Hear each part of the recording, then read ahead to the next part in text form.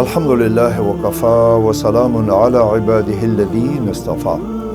د رسول الله مبارک په سیاسي او حکومتي نظام کې د یو پرمختللي دولت د بنسټونو شتون په اوسني وخت کې د یو پرمختللي مترقي دولت د خوالي او بدوالي لپاره څلور لوري ارزول کېږي. لومړی لوړ اقتدار او حاکمیت له چا سره ده؟ د مقننه قوې حدود او اختیارات څه دي؟ د عدلي ازادي پکې څرنګه ده؟ د اجرایه قوې حدود او واکونه او ځانګړتیاوې څه دي؟ د لویدیځ په دیموکراسۍ کې لوړ واک او حاکمیت د خلکو سره او په شاهي نظام کې د پاشا غوښتنه د قانون سرچینه په جمهوري او دیموکرات نظام کې مقننه قوه آزادي د ولس د خوښې سره سم فیصلې کوي او عدلي ځواک په ټول مملکت باندې لوړه قوه ګڼل کېږي. اجرایه مسؤلیت لري چې د مقننه ځواک پریکړې تطبیق کړي. اوس به موږ د رسول الله مبارک په سپېڅلي مبارک دور کې د ده په سیاسي نظام رڼا واچو. دلته لوړ اقتدار د الله تعالی سره و. هېچا حق نه درلودو چې د اقتدار دعوه وکړي.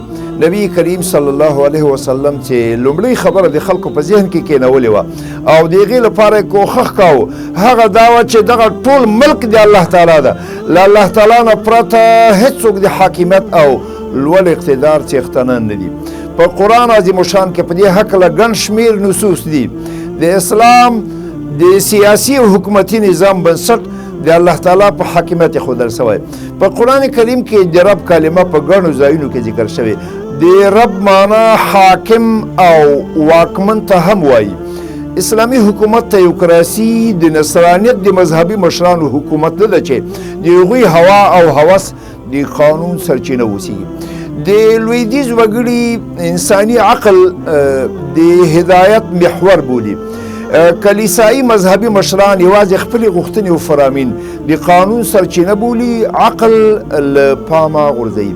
کمونستان د خلکو ازادي له منځه وړي، هلته مطلقه دیکتاتوري حاکمه وي. البته مسلمانان له درې محورونو څخه د قانون په جوړولو کې د وحي عقل او د بشري حواسو څخه د مرستیال په توګه استفاده کوي. دویمه خبره چې بنسټیز حیثیت لري هغه دا ده چې الله تعالی انسانانو ته په مستقیمه توګه قانون نه دی رالیږلی بلکې د خپلو پیغمبرانو او استازو په وسیلې ورته خپل قوانین رالیږلي دي. محمد صلی الله علیه وسلم د قومونو او ولسونو لخوا نه و ټاکل شوی او نه یې په خپله د زور لارې په دې منصب منګولې خښ کړي وي بلکې هغه الله تعالی ټاکلی و تر څو خلکو ته تعلیم ورکړي او د هغوی روزنه ترسره کړي او د الله تعالی احکام او قوانین دوی ته ورسوي چې کوم وګړي دغه احکام ومني او په حقانیت یې باوري وي د هغې په ذریعه دا احکام جاري او نافظ کړي. دریم مهم شی چې رسول الله صلی الله علیه وسلم د الله تعالی لخوا خلکو ته ښودلی و او د ایمان بلنه یې ورکړې وه هغه د آخرت تصور و. که چیرې انسان خپل ځان د الله تعالی په وړاندې ځواب ورکوونکی ونه بولي او په دې یقین نه وي چې دغه نړۍ به ورانیږي او د دویم ځل لپاره به ټول انسانان ژوندي کېږي او د الله تعالی په وړاندې به د خپلو اعمالو ځواب ورکوي. که چېرته دغه یقین او باور نه وي هېڅکله دغه شخص د اسلام په لاره نشي تللی او نه په حقیقت کې له هغه نه یو انسان جوړېدی شي. دغه تصور پوره 14 کاله رسول الله په مکه معظمه کې خلکو ته ورسو او خلکو ومانه او له هغوی څخه یو ټولګی د امت په شکل منظم کړل. وروسته بیا په مدینه منوره کې د اسلامي حکومت د اساس ډبره کېښودله. د نبوت په 11 کال د مدینې منورې ځینو خلکو ایمان راوړ دغه شمیره زیاتېدله. بیا د نبوت په 12 کال ګڼو افرادو اسلام قبول کړل. حضرت مصعب بن عمیر رضی الله عنه یې له ځان سره مدینې منورې ته د داعي او معلم په توګه بوتلو. د نبوت په 14 کال 83 کسانو له رسول الله مبارک سره بیعت وکړ او د هر رنګ سرښندنې ژمنه یې ورسره وکړه او هغه ته یې بلنه ورکړه چې له خپلو ملګرو سره د دې ښار یثرب ته تشریف راوړي. ام المؤمنین حضرت عایشه رضی الله عنها فرمایي چې مدینه منوره قرآن فتح کړې ده یعنې د تورې په وسیله نه ده فتح شوې او نه د وسلې په زور هلته اسلام دننه شوی. په مکه مکرمه کې چې د قرآن کوم سورتونه نازل شوي وو دوی پې پوه شول او زده یې کړل. هغوی نه یوازې دا چې په رښتیني ډول ایمان راوړ بلکې دغه کوچني ښار دی د پیغمبر صلی الله علیه وسلم او د ده ملګري هم دعوت کړل. دغه بلنه او دعوت د مهاجر په توګه نه وه بلکې د مدینې د سردار معلم مربي او ولسمشر په حیث وه. مهاجرین او انصار د اسلامي امت یو تن وجود وګرځېدل او په مدینه منوره کې هغه نظام حاکم کړ چې دوی په ایمان راوړی. په دې ډول کله چې رسول الله مدینې ته ورسېد په هماغه ورځ هلته اسلامي نظام قایم سه. د دغه حکومت لومړی کار دا و چې په اسلام کې په خلکو کې د اسلام پوهه خپره کړي. دا ځکه چې اسلام د جهالت نوم نه دی. پیغمبر صلی الله علیه وسلم او د دې ملګرو خپل پوره ځواک په دې مصرف کړ چې خلک په دین پوه کړي او په بشپړې پوهې سره خلک ایمان قبول کړي. چېرته هم چې دغه پوهه خپرېدله او خلکو له پوهې سره سم منله، په دې توګه د اسلام قوت پیاوړتیا موندله او بنسټونه یې مضبوطېدل. دویم ستر کار چې نبی کریم صلی الله علیه وسلم ترسره کړ هغه د مسلمانانو اخلاقي سمون او د یوې داسې ټولنې جوړولو چې هلته هر څه په نیکو اخلاقو استوارو.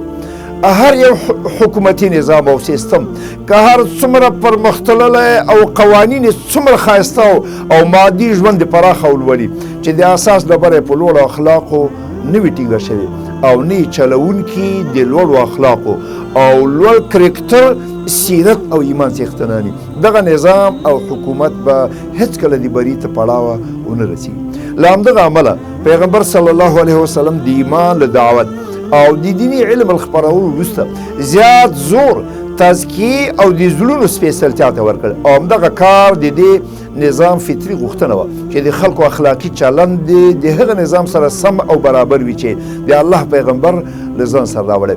په دغه صورت کې به د احکامو او قوانینو د نفاذ او تطبیق لپاره د قوت د استعمال اړتیا رامنځته نه سي.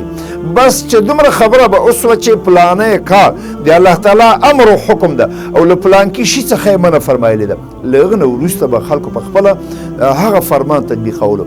د پیغمبر صلی الله علیه وسلم حکومت د پولیسي او فوزي ځواک په وسیله نه چلېده، نه هلته کومه د استخباراتو جاسوسي اداره وه او نه هلته کومه جیلخانه.